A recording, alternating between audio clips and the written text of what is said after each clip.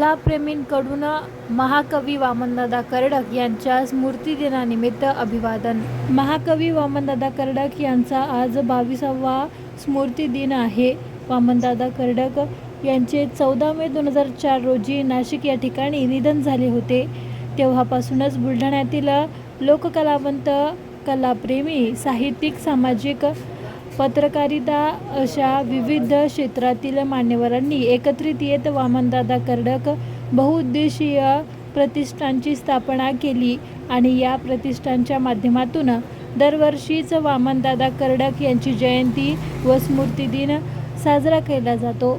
यांना अभिवादन केले जाते.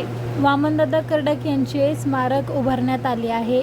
याच स्मारकासमोर आज सामूहिक अभिवादन कार्यक्रमाचे आयोजन करण्यात आले होते. यावेळी शहरातील अनेक मान्यवरांनी वामनदादा कर्डक यांना अभिवादन केले.